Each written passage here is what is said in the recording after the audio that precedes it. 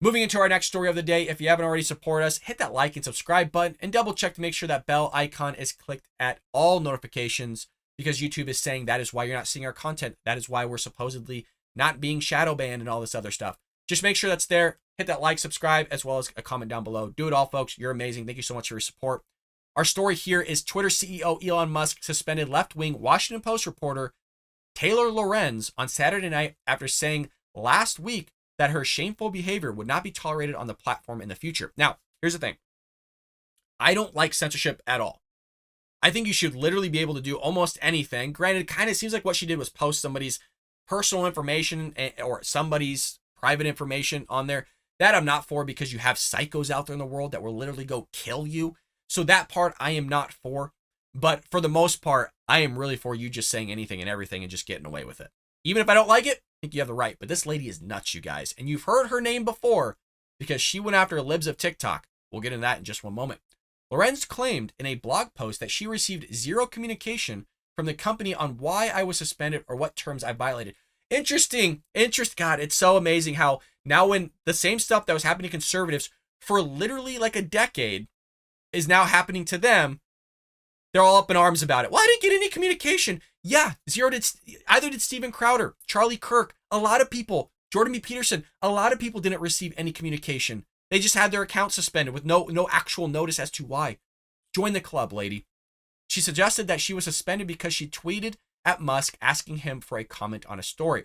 This is how this is like when somebody does something and then they don't actually point to the very thing that they did. They'll point to something else that happened that was kind of around the very thing they did, but it's not something actually enough to get them in trouble. This is what's going on here. Well, I just asked them for a story. No, you didn't. You freaking liar. No, you didn't. Never once in my 13-year career in social media have I received a single terms of service or community guideline violation. That doesn't mean you never did anything wrong. You just had a bunch of lefties that supported you that were willing to back you up every time you did something wrong.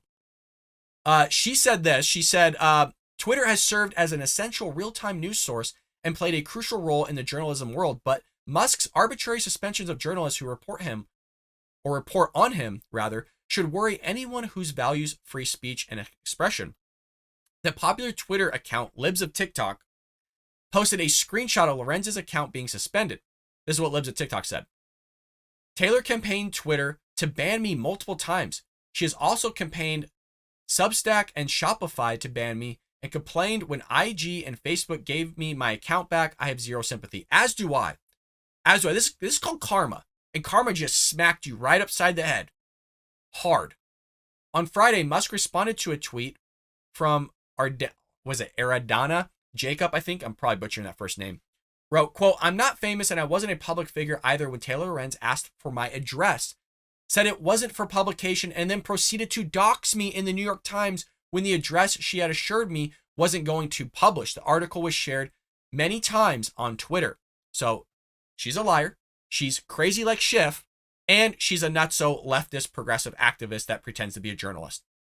Musk responded to the tweet saying, such shameful behavior will not be tolerated going forward. Good. I mean, and this is somebody that had their son basically attacked, meaning Elon Musk's son.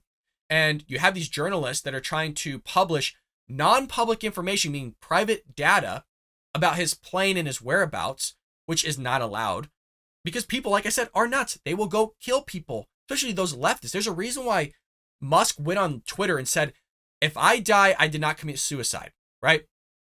Basically saying if something were to happen to me, it's not me. It was some other, whether it's the government, whether the progressive left, the Democrat Party, somebody targeted him and killed the man.